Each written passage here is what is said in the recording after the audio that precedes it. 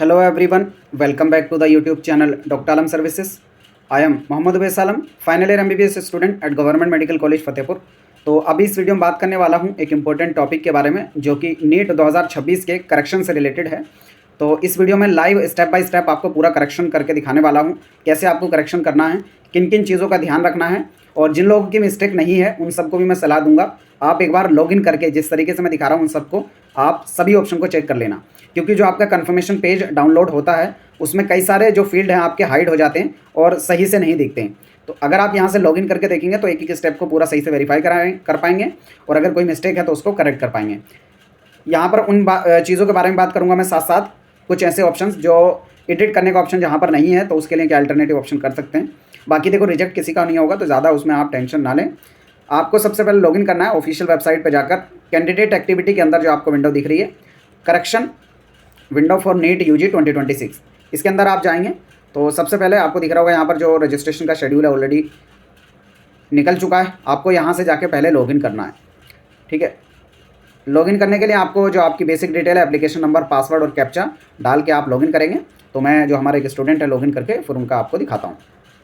जैसे ही आप लॉगिन करेंगे यहाँ पर आपके सामने जो फॉर्म है वो आपका ओपन हो जाएगा, जिसमें जो सारे स्टेप हैं आपके कंप्लीटेड दिखेंगे, रजिस्ट्रेशन फॉर्म भी, एप्लीकेशन फॉर्म भी, और जो आपकी पेमेंट डिटेल वगैरह सब सक्सेस दिखेगा, ठीक है। तो सारे स्टेप आपको कंप्लीटेड दिखेंगे और एक नीचे आपके सामने ऑप्शन आ रहा होगा करेक्शन इन एप्लीकेशन फॉर्म का, आपको इस पर क्लिक करना होगा और उसके साथ जो नीचे ऑप्शन आ रहा है वो भी मैं आपको दिखा देता हूँ। एक है फोटो अपलोड फोटो वेरिफिकेशन का, ये सिर्फ उन बच्चों का आएगा जिनके आधार वेरिफिकेशन में कोई प्रॉब्लम थी और उन्होंने या तो फोटो की वजह से या किसी दूसरी वजह से अल्टरनेटिव वेरिफिकेशन का ऑप्शन चूज़ किया है, तो उन लोगों के पास ये ऑप्शन आएगा। अब ये जो स्टूडेंट जो मैंने लॉगिन किया है, क्योंकि इनके आधार में प्रॉब्लम थी इस वजह से इनका जो है पासपोर्ट के थ्रू हमने रजिस्ट्रेशन किया था, तो अल्टरनेटिव वेरिफिकेशन सर्टिफिकेट हमने अपलोड किया है यहाँ पर। तो यहाँ से आप उसको जाकर देख सकते हैं और नीचे जाकर आप देखेंगे तो आपको कन्फर्मेशन पेज डाउनलोड करने का ऑप्शन भी मिलेगा। तो जो लोग देखना चाहते हैं अपने कन्फर्मेशन पेज को यहाँ से डाउनलोड करके देख सकते हैं। अब बात करते हैं सबसे पहले हम यहाँ पर जो करेक्शन का ऑप्शन है, तो ये जो ऑप्शन आपके सामने करेक्शन इन एप्लीकेशन फॉर्म, यहाँ पर आप क्लिक करेंगे।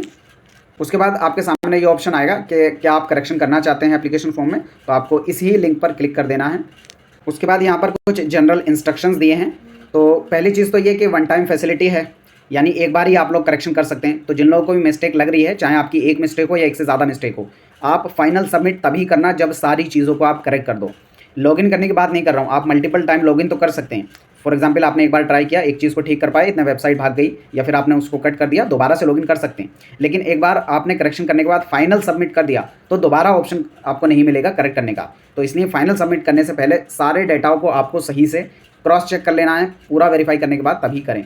और सिर्फ वही लोग यहाँ पर वेरिफिकेशन यहाँ पर करेक्शन कर पाएंगे जिनका फॉर्म फाइनली सबमिट हो चुका था और वो फीस पेमेंट भी कर चुके थे। अगर फीस पेमेंट नहीं किए थे कुछ लोग तो उनका भी फॉर्म जो है कंप्लीट नहीं माना जाएगा और वो यहाँ पर करेक्शन नहीं कर पाएंगे, ठीक है। और अप्रोप्रिएट जो लिंक आपके पास दिया गया है एप्लीकेशन फॉर्म के अंदर, उस पर आपको क्लिक करना है। ये स्टेप बाइज आपको हम बताएंगे। फिर उसके बाद जो आपका रजिस्टर्ड मोबाइल नंबर और ईमेल आईडी है उस पर OTP आपका पहुँच जाएगा।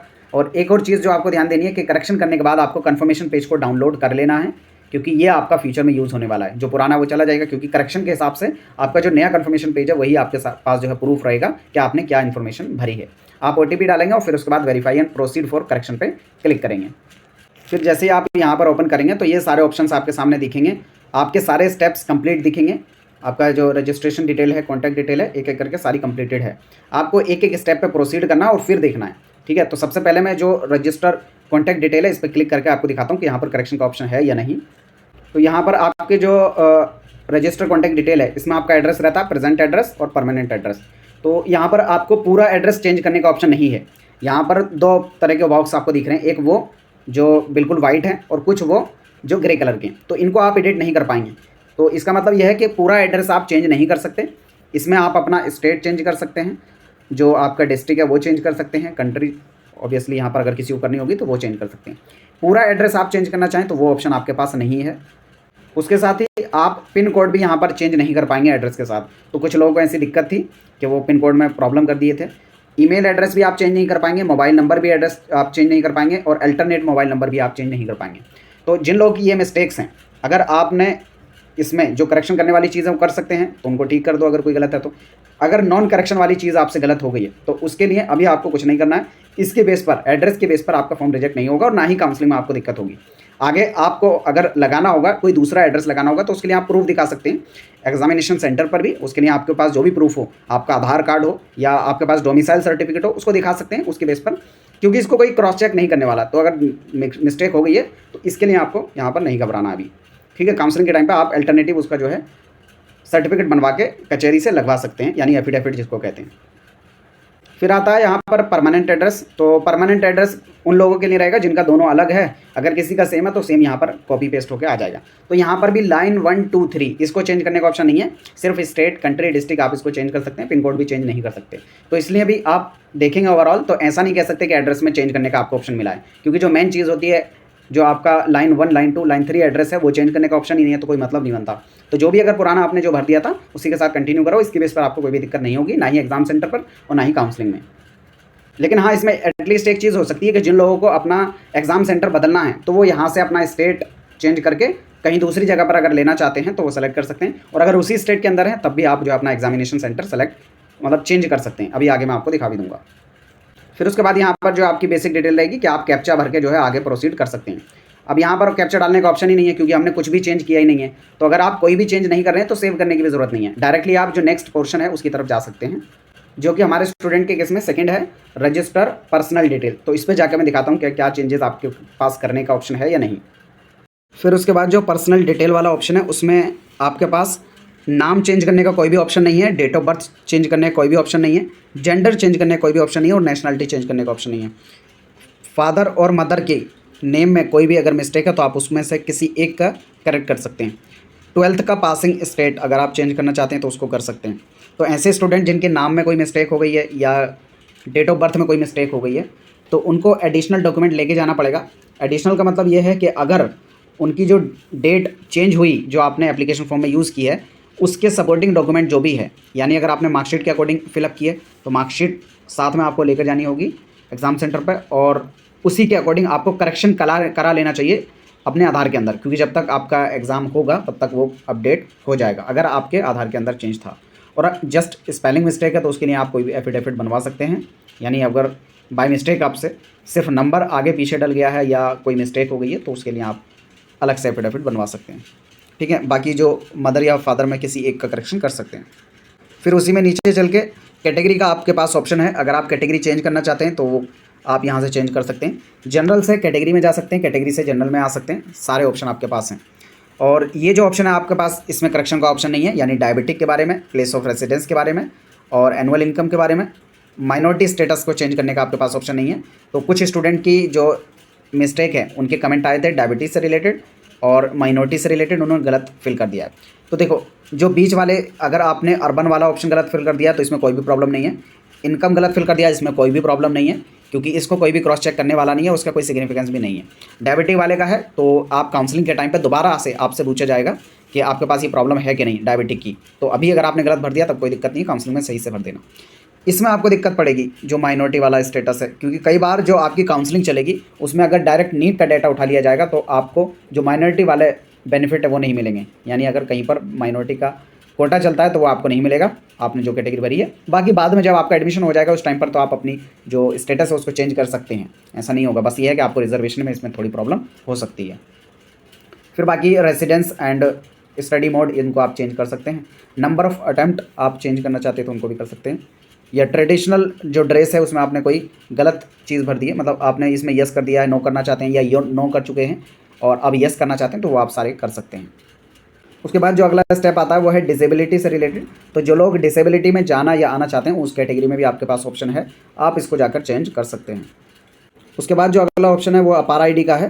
तो इसमें भी आपके पास करेक्शन का कोई ऑप्शन नहीं है, तो इसको आपको करेक्ट करने की ज़्यादा ज़रूरत भी है भी नहीं। अगर नहीं भी कर रहा है, आपने नो कर दिया तो कोई दिक्कत की बात नहीं है, ये मैंडेटरी चीज़ नहीं है और इसकी बेस पर कुछ भी आपका आगे प्रॉब्लम नहीं होने वाली है। फिर उसके बाद आपका जो आधार या आइडेंटिटी अपडेट करने का ऑप्शन है, तो ऐसे स्टूडेंट जिन्होंने आधार के अलावा कोई दूसरा ऑप्शन चूज़ किया है तो वो यहाँ पर अपडेट कर सकते हैं। जैसे हमने अपने स्टूडेंट के केस में पासपोर्ट से इनका वेरिफिकेशन जो है रजिस्ट्रेशन किया था और उसी से वेरिफिकेशन किया था, तो इनके पास ऑप्शन है अपडेट करने का। अब क्योंकि अभी तक भी इनका आधार अपडेट नहीं हुआ है, इस वजह से हम इसको अपडेट नहीं करेंगे।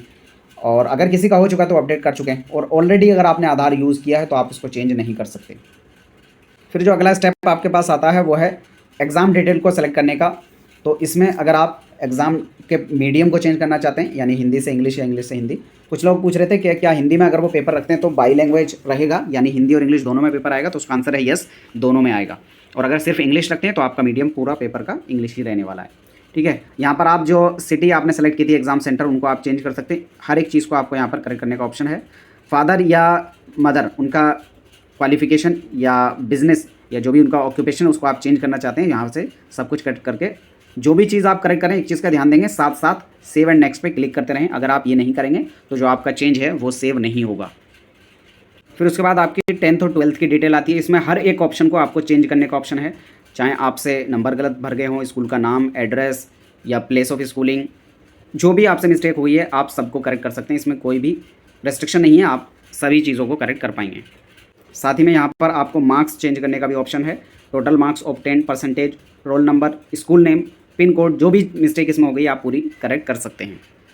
उसी तरीके से जो 12th की डिटेल है उसमें भी आपके पास हर एक चीज़ को करेक्ट करने का ऑप्शन है। क्वालिफाइंग कोड कुछ लोगों से गलत भर गया था, उसको भी आप यहाँ पर करेक्ट कर सकते हैं। हालांकि इनका बहुत ज़्यादा सिग्निफिकेंस नहीं है क्वालिफाइंग कोड का, लेकिन फिर भी आपको पास जब ऑप्शन है करेक्ट करने का तो आपको करेक्ट कर लेना चाहिए अगर मिस्टेक है तब। उसी तरीके से जो आपके मार्क्स, परसेंटेज या 12th का रोल नंबर, स्कूल एड्रेस, किसी भी तरह की इसमें कोई भी मिस्टेक है आप उसको करेक्ट कर सकते हैं। फिर आपसे पूछा गया है एडिशनल डिटेल के बारे में।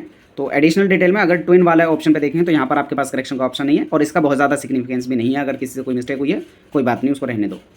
यहाँ पर आप एडिशनल डिटेल में करेक्शन कर सकते हैं। मतलब इसमें पूछा गया था have you ever appeared for NEET exam, तो इसमें आपके पास ऑप्शन है, आप इसको प्रीवियस नंबर ऑफ अटेम्प्ट अगर गलत भर गए उनको भी आप करेक्ट कर सकते हैं। स्टेट एड्रेस, ये सारी चीज़ें भी आप करेक्ट कर सकते हैं। ठीक है, और जो भी आप चेंजेस करते रहें साथ साथ आपको सेव एंड नेक्स्ट पे क्लिक करते रहना ताकि कोई भी मिस्टेक ना हो, और एक एक स्टेप बाय स्टेप पूरे जो फॉर्म को आपको चेक करना है। फिर आती है आपकी इमरजेंसी कॉन्टैक्ट डिटेल। इसमें आप अपना फ़ोन नंबर, ईमेल एड्रेस जो भी चाहें करेक्ट कर सकते हैं। इमरजेंसी डिटेल में आपके पास करेक्शन का ऑप्शन है। फिर आता है आपका लाइव फोटोग्राफ। तो यहाँ पर भी आपके पास कोई ऑप्शन नहीं है चेंज करने का, सिर्फ प्रोसीडिंग का ऑप्शन है। तो कुछ लोगों से इसमें मिस्टेक हो गई थी, मतलब सही से फ़ोटो नहीं आया है। तो देखो इसका ज़्यादा दिक्कत नहीं होगी, अगर आपका आधार ऑलरेडी अपडेटेड है तो आपका उसी के बेस पे जो है फेस ऑथेंटिकेशन हो जाएगा एग्जाम सेंटर पर, ज़्यादा प्रॉब्लम नहीं होगी। अगर उसमें भी नहीं है तो आपको आधार को ठीक करा लेना चाहिए। फिर आता है डॉक्यूमेंट अपलोड वाला। तो इसमें काफ़ी लोगों को दिक्कत रही है, स्पेशली फ़ोटो और थंब इम्प्रेशन में, क्योंकि दोनों का आपके पास करेक्शन करने का ऑप्शन नहीं है। ना तो आप फ़ोटो अपलोड कर सकते हैं और ना ही थंब इम्प्रेशन, ये जो पहले हैं वही हैं। उसके अलावा के जो डॉक्यूमेंट है, आपका सिग्नेचर हो गया, आप उसको करेक्शन कर सकते हैं। दूसरी फाइल यहाँ से चूज़ करके और अपलोड कर सकते हैं। और 10th की मार्कशीट चेंज करनी हो या 10th का पासिंग सर्टिफिकेट चेंज करना हो, वो आप यहाँ से आराम से चेंज कर सकते हैं। एड्रेस का कोई भी प्रूफ, उसमें कोई मिस्टेक हो गई है तो आप उसको चेंज करके दूसरा लगा सकते हैं। आइडेंटिटी प्रूफ में आपसे कोई मिस्टेक हो गई है उसको अपलोड कर सकते हैं। कैटेगरी सर्टिफिकेट में कोई दिक्कत है उसको भी कर सकते हैं, लेकिन यहाँ पर नहीं है क्योंकि जो हमारे कैंडिडेट हैं वो जनरल कैटेगरी से बिलोंग करते हैं। और यहीं पर आकर जो आपका पूरा स्टेप है कंप्लीट हो जाता है। फिर आप यहाँ पर जाकर फाइनल सबमिट करेंगे। सबमिट करना, सारे एक एक स्टेप को पूरा फाइनल देखने के बाद और क्रॉस वेरीफाई करने के बाद ही फाइनल सबमिट करना, और उसके बाद जो कन्फर्मेशन पेज है उसको भी आपको डाउनलोड कर लेना है। यही चीज़ें हैं। इसके बाद भी आपकी कोई क्वेरी या डाउट बचता है नीचे कमेंट बॉक्स में बता सकते हैं। मिलते हैं नेक्स्ट वीडियो में, तब तक के लिए थैंक यू।